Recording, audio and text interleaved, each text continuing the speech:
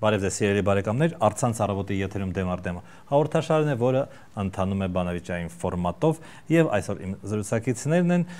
Ազգային ժողովի պատգամավոր Միքայել Մելքումյանը, շնորհակալություն, եւ Գործատուների հանրապետական միության նախագահ Գագիկ Մակարյանը, շնորհակալ եմ։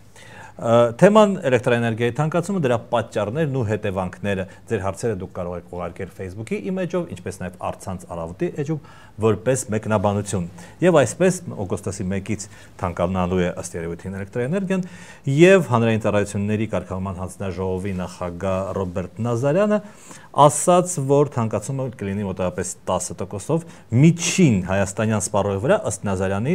դա կնստի տարեկան 8-9 դրամ։ Ես խնդրում եմ նախ եւ առաջ այդ երկու թվերը համադրենք։ Արդյոք դա նշանակում է, որ միջին հայաստանյան սպառողը, ընտանիքը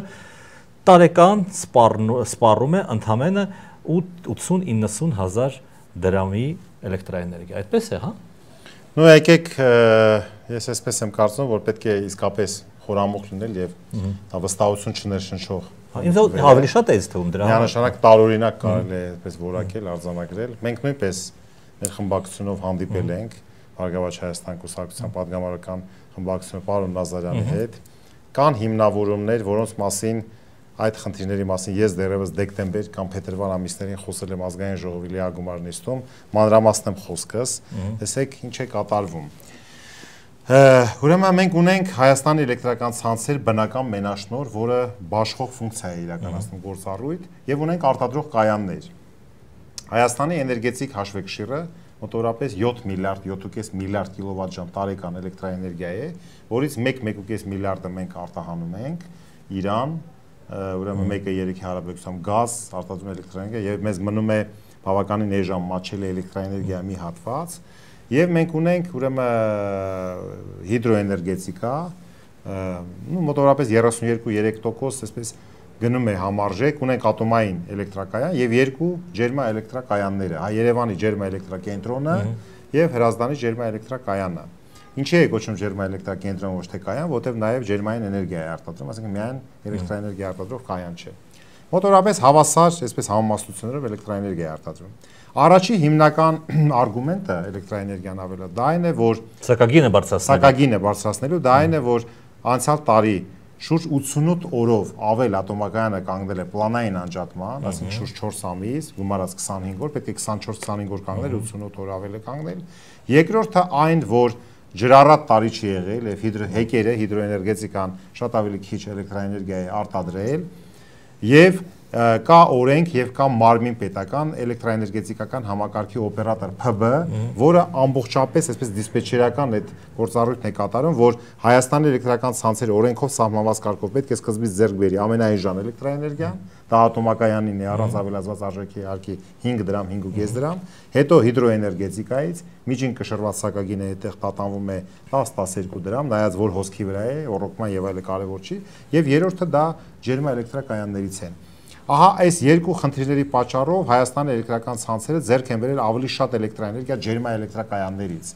Միտքը կարող է հետեւյալը լինել. ինչքան են ձեռք բերել։ Միգուցե խնդիրը եղել է դրված, որ ջեկերը շահութով աշխատեն, ավելի շատ սպառեն, պետք է մտածել։ Մեկ եւ երկրորդ հաջորդ արգումենտը բերում է այն, որ ուրեմն այս տարվանից ուրեմն Հայաստանի ատոմային էլեկտրակայանը պետք է սկսի իր անվտանգության եւ շահագործողական կարողությունների ավելացման գործընթաց եւ մեծ ծախսեր կատարի, դա պետք է մտնի սակագնի մեջ։ Երկրորդ, ուրեմն Երևանի ջերմաէլեկտրակենտրոնը, որ ճապոնական վարկով շոքեգազային այս տեխնոլոգիան խնայողական ներեմուծել արդեն գալիս է իր հերթը, որ ինքը պետք է վարկերը սկսի սպասարկել։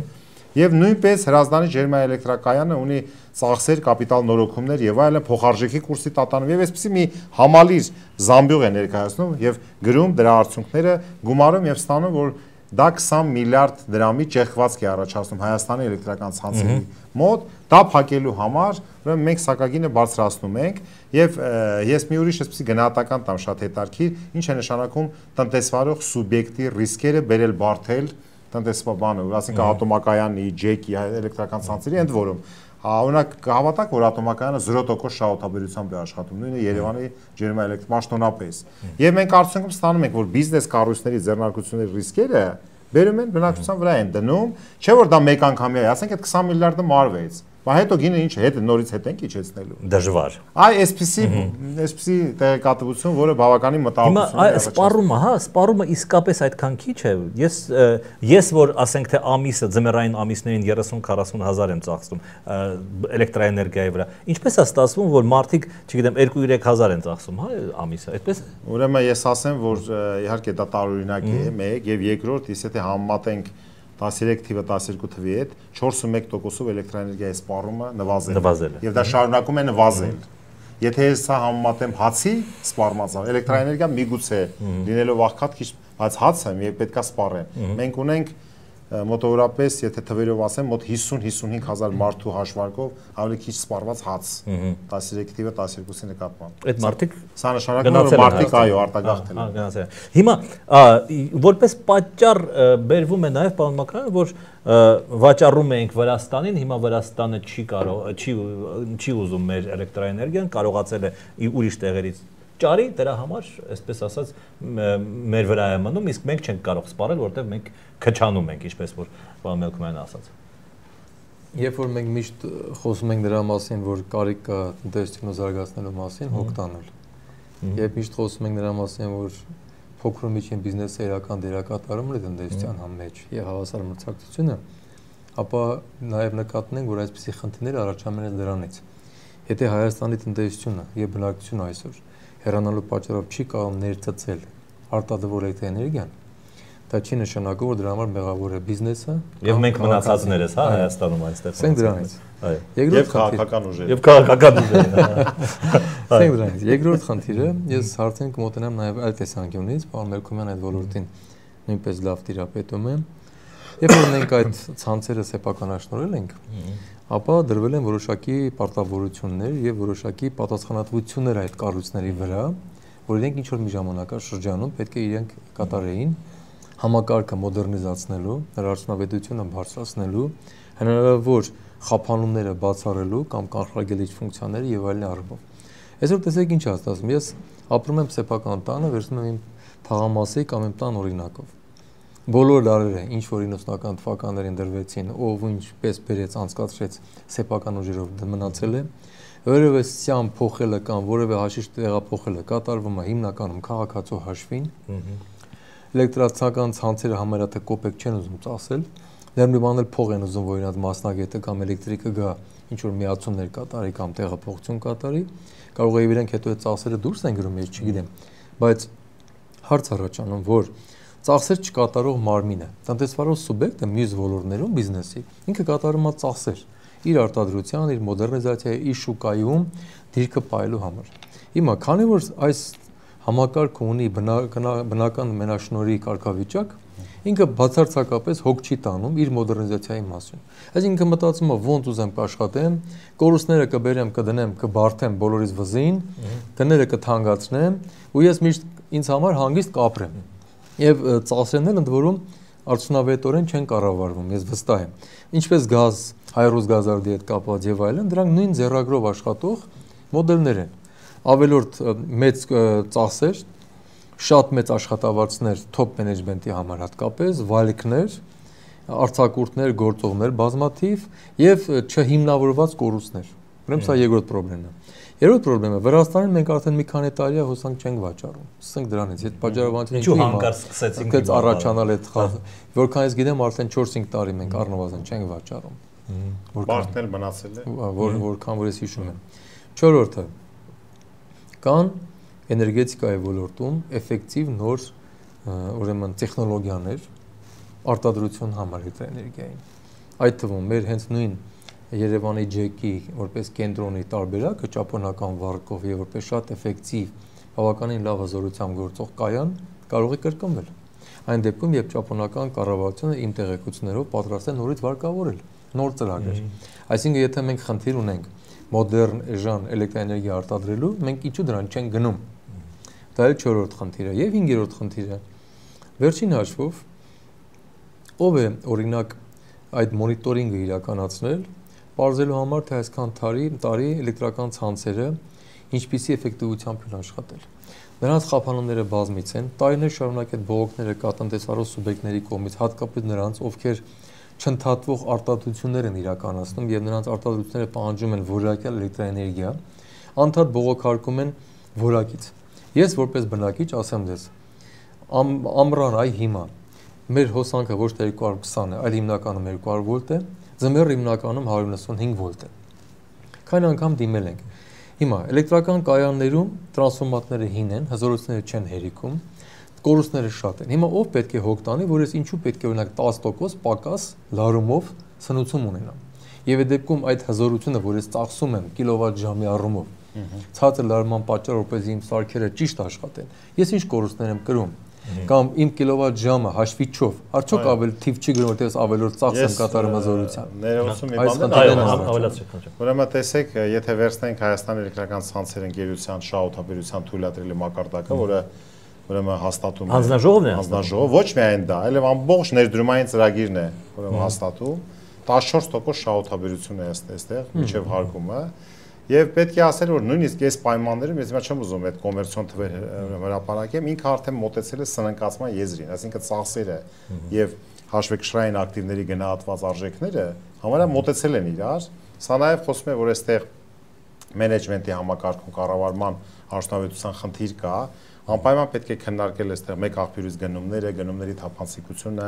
իրականացված ծառայությունների դիմաց վճարումները կամ իրականացված ծառայությունները, այսինքն ծախսերը եւ ստեղծված իր տեխնիկա-տեխնոլոգիական վիճակը համարժեք չեն եւ դա բերում է, ինչպես պարոն Մակարյանը նշեց, ծառայության որակի կտրուկ իջեցմանը։ Դա շատ լուրջ խնդիր է, որ պետք է անպայման նայվի եւ այստեղ հանձնաժողովի դերը որպես լիցենզիա տվողի բավականին մեծ է, որպես ինքը իր մշտադիտարկումը պատշաճ ձևով կատարի եւ ճիշտ արձանագրի այն բոլոր խնդիրները, որոնք հանգեցնում են ծախսերի անարդյունավետությանը։ Եվ մի խնդիր կա, 1 ժամ թե 2 ժամ ընդհատման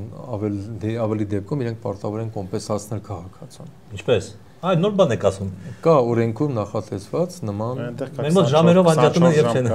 եւ ինչ են անում։ Չէ, 1 թե 2 ժամ իրենք պետք է կարծեմ այնտեղ ինչ որ 1000 դրամների ինչ որ կարգի խնդիր է։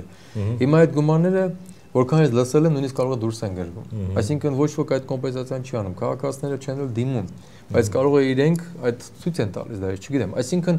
ես ուզում եմ ասել, որ այս համակարգը լուրջ մոնիտորինգի կարիք ունի։ Դա կլինի դատախազության կողմից, հարկային մարմինների թե ինչ, այո, այս համակարգը մոնիտորինգի կարիք ունի, տեսնելու համար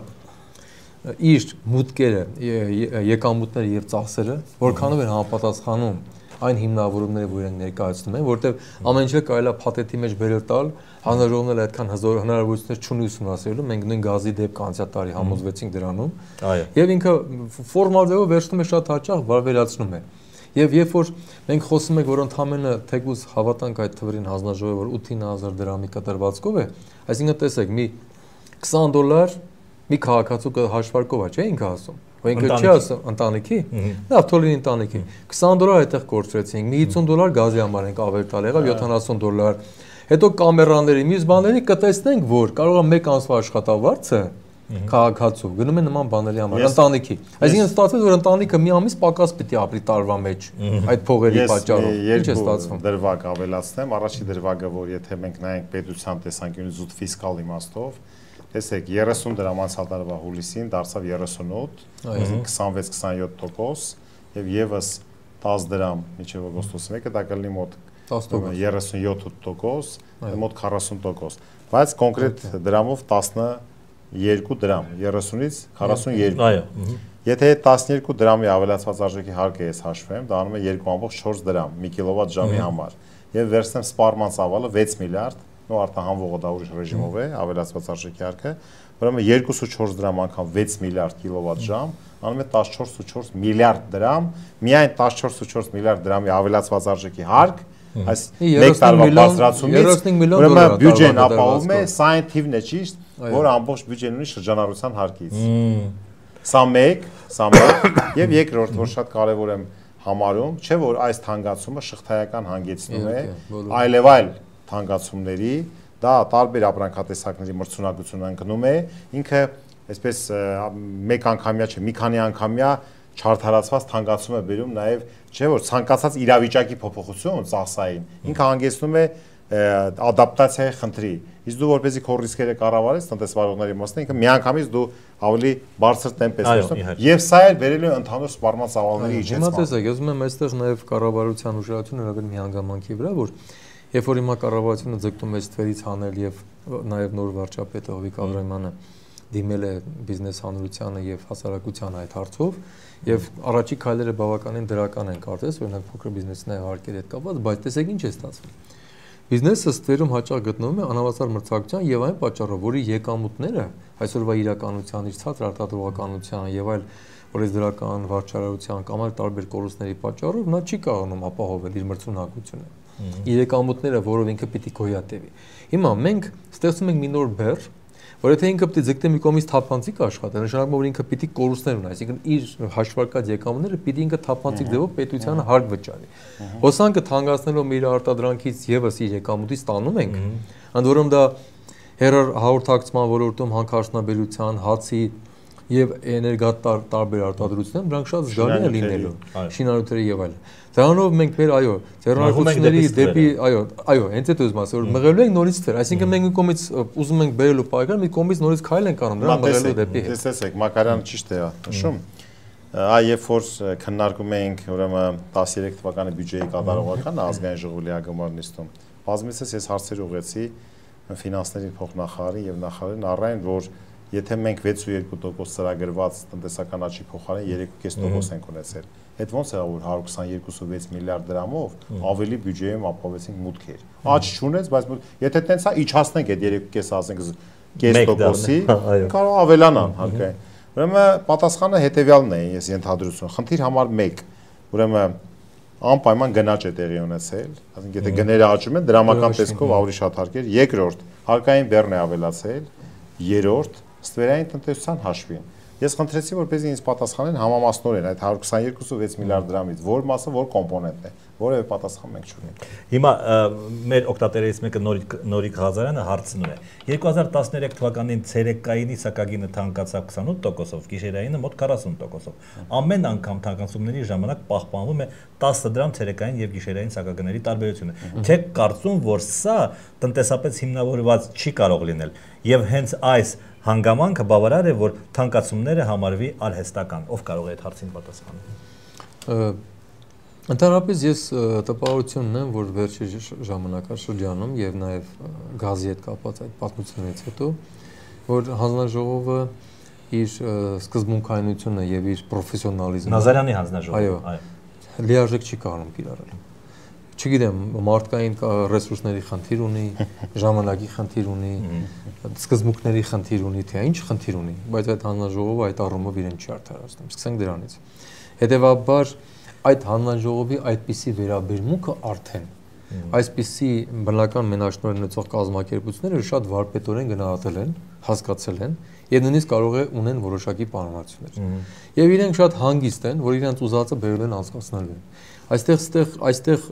ոչ միշտ է, ես ուզում եմ պատասխանել, որ տրամաբանական մենք պատասխան պետք է որոնենք որոշակի քայլերի, որոշումների նկատմամբ։ Այստեղ ավելի շատ կարող է նաև այս խնդիրներ կա, որ տպավորություն է արդեն առաջանում, որ կարծես թե ռուսական ինչ-որ ընկերությունների պարզապես կապնել չի կարելի։ Կարծես թե որոշակի այսպես բարիեր կա, խոչընդոտ կա հոգեբանական, որ այդ կառույցները մեր համար այնպես են լավություն են դեռ մեզ անում ու մենք ուր մնա դեռ մենք պիտի դրա մասին խոսենք կամ չխոսենք։ Էլեկտրական ցանցերի առումով ես համաձայն եմ, որ այդպեսի տպաբան է, վիճակատիրը։ Եվ այդ գիշերային եւ այլ հարցներ շատ վարպետորեն որոշված, որովհետեւ եթե մենք նայենք, մենք Հայաստանի արդյունաբերական ձեռնարկությունների երևի 1%-ը գիշերային հերթափոխները աշխատացնում է եւ կարող է ասենք թե դա իր համար իրական է։ Քաղաքացիներից էլ շատ քիչ մասն է, որ ասենք թե ընկնում է ինչ որ ժամեր այդ հատվածի մեջ։ Այսինքն ստացվում է, որ մենք իրականում դա գրավչություն տվող հայտարարություն ենք ավելի օգտագործում, կամ իրականում դա իրական է տնտեսության տեսանկյունից։ Ես թույլ տվեք այդ մասով չհամաձայնեմ, վերջապես բանավիճից։ Չնայած վաղը մի բարեկամներ ենք։ Ուրեմն եթե հաշվենք, որ մեզանում կա մոտ 2000 հացի փոքր արտադրամասեր, մենակ դրանք ամբողջը գիշերն են հաց թխում։ 1. Եթե մենք հաշվենք, որ կա բնակչության մի հատված, որ ամբողջապես այդ ժամերին են նստում։ Այսինքն այդ հաշվարկները կան, բայց նրանք խթանում են իհարկե որ գիշեր, որտեղ գիշերային բանա էլեկտրոէներգիան չի կարելի պայեստավորել, ինքը արտադրվում է, այսինքն դա այդ սակագինը խթանիչ, դա ամբողջ աշխարհում կա, այլ բանա, որ մենք նայենք թե համադրելի երկրների փորձը ինչպիսին է, եթե մենք վերցնենք մեր միջին աշխատավարձերը եւ այդ միջին աշխատավարձով քանի կիլովատժամ էլեկտրոէներգիա կարող ենք ձեռք բերել, մեր համադրելի Վրաստան, Ադրբեջան եւ այլն, կտեսնենք որ ամենավերջին տեղում ենք մենք, այսինքն բոլոր դեպքերում մենք գալիս ենք վճարունակ պահանջարկի խնդրին, իսկ բոլոր մնացած խնդիրները դրանք բխում են իհարկե ուրեմն արտադրողների, սպառողների եւ պետության շահերի ճիշտ համադրումից։ Իհարկե այստեղ վերջի տեղում քաղաքացին կամ սպառողն է։ Չէ, ուղղակի հաշվարկով եթե նայենք, պարոն Մելքումյան ասում եմ, հաշվարկով որ նայենք, ասենք կիլովատժամի առումով այդ մի ենթանք թե մի 8 ժամը, 5 ժամով իրեն գիշերն են աշխատում, թեկուզ այդ հացթողները, որոնք մի քանի 100-ն են կամ ասենք թե մյուսները, չէ, 1800։ 1800, դա բավականին փոքր թիվ է կազմում ընդհանուր ծավալի, շատ չնչին թիվ է։ Ուզում ասեմ դա ես նաև դա նկատնում եմ, որ դա եղանակ չի ստեղծում, տնտեսական առումով ունի գրավչություն կարծես թե, բայց իր տնտեսական էֆեկտը այո, այսինքն ցածր սակագնով մենք խթանում ենք գիշերային սպառման ծավալների ավելացումը։ Այսպեսի մի հարց,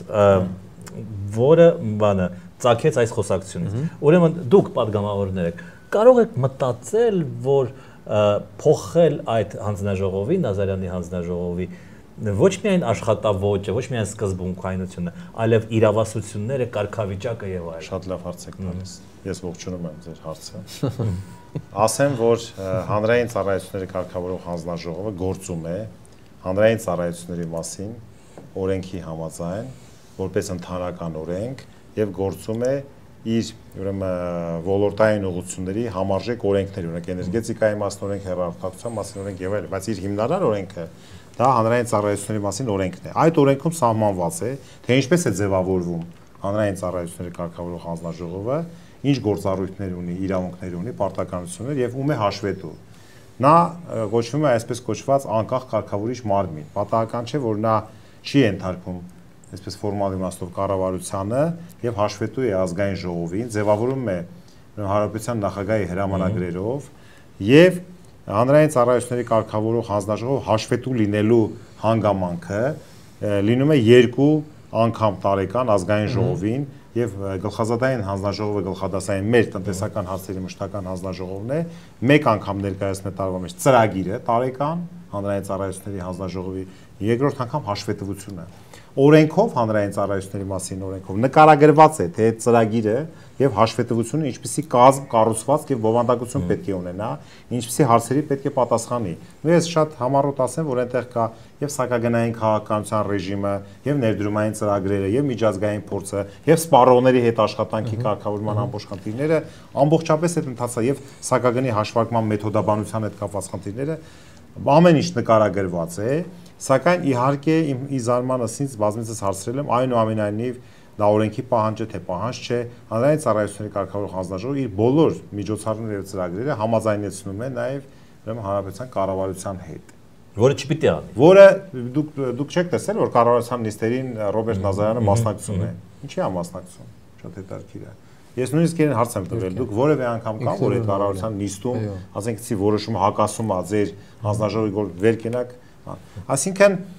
ինքը լինելով բազմափորձ հանձնավորություն, ուղղակի այդ ավանդույթներ, այ որ ասում եք ինչի է գիշերայինը, կան ավանդույթներ ստատուս քվոն չխախտելու։ Այ ունենք մի իրավիճակ, որը կատաստրոֆիկ չէ։ Ուրեմն մենք շարժվում ենք առաջ, այ հենց որ կատաստրոֆիկ կլինի, մենք արմատական բան կա, այնպես որ ձեր մատնանշած հարցը հաշվետու լինելու ուղղակիորեն ազգային ժողովի դաշտում է եւ ազգային ժողովի падգամավորները այդ ծրագրի եւ հաշվետվությունների քննարկումների ժամանակ բացարձակ ազատ են իրենց գնահատականը տալու, որոշումներ կայացնելու, սակայն պետք է ասեմ, այդպեսի մի հետաքրքիր բան էր, որ այդ ծրագիրը եւ հաշվետվությունը ընդունվում է իգիտություն ուղղակի, այսինքն չի էլ քվեարկվում։ Այսպեսի մի հարց, հիմա ես բավականին շատ եմ, 38 դրամը շատ է իմ աշխատավարձի դիմաց, շատ եմ վճարում էլեկտրաէներգիա, հիմա 10% ավել պիտի վճարեմ, արդյոք ես կարող եմ վստահ լինել, որ այդ 10 ավել տոկոսով, ուրեմն սյուները կփոխվեն, լարերը կփոխվեն, ենթակայանները կփոխվեն։ Ասեմ ինչու՞ն է, որովհետև այդ 20 միլիարդին է դա։ Իհարկե, դա հսկայական ծախս է մեկ, դա ռեսուրսներ է պահանջում, երկրորդը այո, այդ օրինակ էլեկտրական ցանցերի կողմից նույնիսկ նորմալ տեղական արտադրողներին պատվերներ չեն իջեցվում, երբ որ ասենք նա կարող է նույնիսկ տեղական արտադրողների մոտիվացնող դերակատարում ունենալ։ Օրինակ կանխագրից սարքել պատվիրելու ժամանակակից չափիչ կամ էլեկտրոնային այլ համակարգեր պատվիրելու եւ այլ, եթե մենք չկարողանայինք դա կատարել, նոր ինքը դրսից բերի, բայց ասենք փորձեր ինքը մուլտիպլիկատիվ էֆեկտ ունենալ, դա նույնիսկ դա չի արվի։ Դրանից բացի եկեք հիշենք, որ անցյալ տարի երբ որ փոխվեց գազի եւ էլեկտրաէներգիայի գինը, գազի գների փաթեթում գրված էր 1 տարի ժամանակով։ Այդ 1 տարին լրանում այս ամսվա արդեն վերջերին, հուլիսից արդեն հուլիսի սկզբից, հուլիսի 7-ից։ Ես չեմ զարմանա, որ ավելի որոշակի նաև վաղը գազի գների մասին սկսենք նորից խոսել, ասել որ մի տարին արդեն անցավ։ Հոսանքն նույնն է, 1 տարին անցավ, հիմա նորից պետք է թանկանա։ Կարծում եմ, որ սա նույնիսկ համաձայնեցված մոդել է։ Ես չեմ կարծում, որ էլեկտրական ցանցերը ինքնուրույն է միայն որոշում։ Ես կարծում եմ, որ սա ներքին որոշակի նաև համաձայնության հիման վրա է կատարվում, ուղղակի աստիճանաբար արվում, որպեսզի մի քիչ մեղվածված ռեժիմով գնա։ Բայց սա արդարացված կլներ նաև այն դեպքում, եթե մեր արդյունաբերության եւ մեր տնտեսության զարգացման տեմպերը գերակշռող լինեին թանկացումներին, որովհետեւ եթե մենք էկոնոմիկան զարգացնում ենք, կառավարությունը օգնում է գործարար միջավայրը, սուբսիդավորումներ, ասենք արդյունաբերական մոդեռնիզացման ծրագրեր եւ այլ եւ դրա հետ կապված տնտեսական աճ է ստացվում իրական եւ արդյունաբերական աճ կա։ Սկսենք մտածել, որ հոսանքն էլ գուցե դրա մեջ ծախսելը իր ընդհանուր ուրեմն ազդեցությամբ որոշակի արդեն հավասարակշռված է։ Բայց եթե մենք դա չենք հացրել դեռ անել, բայց առաջ ենք ընկնում էներգակիրներ ենք թանկացնում, դա բավականին արդյունավետ է։ Տեսեք, ուրեմն կա ուրեմն պարզ տնտեսագիտական հաշվարկներ եւ ցուցանիշներ, որ սա մասնագիտություն է։ Գազի եւ էլեկտրաէներգիայի համար ես բերեմ ցուցանիշներ, ամեն ինչ պարզ կլինի։ Պատկերացրեք դուք ունեք մի փոքրիկ ձեռնարկություն, որը կարող է օրական արտադրել 100 միավոր արտադրանք, բայց արտադրում եք 8-ից 10 միավոր։ Այսինքն ձեր հաստատուն ծախսերը մնում են նույնը 100-ի դեպքում, բայց ինքնածածկացածում, այսինքն դուք մասշտաբի էֆեկտ չեք եւ վնասաբեր է դա, կամ քիչ շահութաբեր։ Հիմա տեսեք, թվերը ասեմ։ Գազի համակարգում մենք ունենք շուրջ 8-9 միլիարդ խոնարհարդ մետր գազափոխադրող բաշխող համակարգ, բայց 1.7 միլիարդ ենք սպառում։ Սրանով ասված է։ Երկրորդ, եթե հիշում եք, կարող եք չհիշեք էլեկտրաէներգիայի էներգետիկ համակարգում, ուրեմն խորհրդային տարիների միջև 90 թվականը մենք արտադրել ենք շուրջ 16-17 միլիարդ կիլովատ ժամ։ Հիմա ես ասացի, որ 6 միլիարդի մասին է, իսկ 93-ից մինչև 2008-9 թվերը մենք ճիշտ արտադրել ենք մաքսիմում 5-5.5 միլիարդ կիլովատ ժամ։ Այսինքն մեր համակարգը եւ մեր սպառման ծավալը համարժեք չեն։ Արդյունքում մենք ունենք ուրեմն քիչ շահութաբեր, ուրեմն խոշոր համակարգ եւ այդ պայմաններում մեզ այլ բան չէր մնում, քան անցնել գերխնայողական տեխնոլոգիաների, հիդրոէներգետիկան զարգացնեինք, որպեսզի այլընտրանքային էներգետիկայի աղբյուրները, իսկ մենք չենք կարողանում, մեզանում, եթե փոքր հեկերի մասին ասեմ, այսօր գործում է 160 փոքր հեկ, եւս մի 50-60-ը ընթացքի մեջ են, եւ մաքսիմում մենք ունենալու ենք 220 եւ հեկերի թեման փոքր հեկ եւ փակվելու է, մաքսիմում դառնալու է 1.2 միլիարդ կիլովատ ժամ, հիմա մոտ 800 միլիոն կիլովատ են արտադրում։ Այսինքն մենք գիտենք, որ մեր ռեսուրսը էժան էլեկտրաէներգիայի սա է, ատոմակայանի հետ կապված սա ունենք եւ եթե ասենք հարևան այդպես Չակերտ Ադրբեջանում արդեն 20 միլիարդ դոլար է նախատեսվում նոր ատոմակայանի կառուցման համար, կամ իրենք շահագործում են Շահդենիz 2 գազի Կասպյան հանքավայրը, որը 16 միլիարդ տարեկան խոնարհարդ մետր գազ է արտահանելու, մենք նույնիսկ այս տարածաշրջանային եւ միջազգային սխեմաներում մենք դրանով իսկ կորցնում ենք մեր մրցունակությունը եւ չենք ինտեգրվում։ Սա ուղղակի փաստ է։ Վերջին հարցը, որը էլի մեր օգտատերից մեկն է տալիս, Միքայել Պետրոսյանը, հարց հարգելի բանավիճողներ։ Հնարավոր է, որ ձեր բանավեճի արդյունքներում էլեկտրաէներգիան չթանկանա կամ քիչ թանկանա։ Դե մի քիչ հումորով է հարցնում, էլի։ Հնարավոր է։ Ես համարում եմ դա հնարավոր, որտեղ մեր այս բացահայտումները եւ դիտարկումները նաեւ կառավարության համար են, որը կարիք ունի այսօր վստահությունը նաեւ հանրության մեջ բարձրացնելու եւ վարպետորեն օգտագործի այդ իրավունքը, այդ վստահությունը բարձրացնելու խորանախնդրի մեջ եւ ոչ թե մեզ մոտ հանձնաժողովների պատճառով ամբողջ հանրությունը տուժի, որովհետեւ այդ դեպքում մենք պետք է նաեւ նույն հանձնաժողովը դնենք երկրորդ խնդիրը, հանձնաժողովի նաեւ տրված իրավունքների մեջ նաեւ որոշակի անհավասար մրցակցության խնդրի լուծման էլեմենտներ են դրված։ Եվ եթե մենք ունենք բնական մնաշնորհ, որը մեզ անորակ ինչ որ բան է տրամադրում, ու մենք չենք կարող դա բողոքել, ուրեմն ստացվում է 3 միլիոն բնակչությունը գնա դատարանում գործ հարուցի, բոլորը բողոքեն վատ որակի համար։ բայց դրա փոխարեն կա հանձնաժողով, որ ինքը պետք է հանդես գա այդ բոլորի անունից եւ հետեւի այդ խնդրին։ Հետևաբար ես ուզում եմ կոչ անել կառավարությանը, որ մի քիչ այդպիսի մոտեցումներով սկսենք աշխատել։ Ես էլ ուղղակի ավելացնեմ, ասեմ, ուրեմն եւ քարյակի ձևաչափով իհարկե վերջնական այդտեղ դա չի քննարկվել, որտեղ նոր է, բայց բոլոր խմբակցությունները հանդիպել են, երեքշաբթի օրը ամսի 17-ին ազգային ժողովի տնտեսական հարցերի մշտական հանձնաժողովում լսումներ կլինեն այդ արդիվ, իսկ այսօր ես եւ իմ ուրեմն գործընկեր Նաիրա Զոհրաբյանի հետ ճեպազրույցներում ազգային ժողովի հայտարարեցինք նաեւ, որ մենք հետամուտ ենք լինելու, այո, չթողնելու, կանխելու այդ բարձրացմանը, որը իհարկե ոչ իշխանական ուժերի ուրեմն ձևաչափով անպայման քննարկվի։ Շնորհակալություն բանավեճի համար, հիշեցնեմ սիրելի բարեկամներ, որ իմ զրուցակիցներն էին ազգային ժողովի պատգամավոր Միքայել Մելքումյանը, շնորհակալություն, եւ Գործատուների Հանրապետական միության նախագահ Գագիկ Մակարյանը, շնորհակալություն։ Շնորհակալություն։ Այսքանով ավարտում ենք, հաջորդ հանդիպումը կլինի հաջորդ շաբաթ, տեսնենք։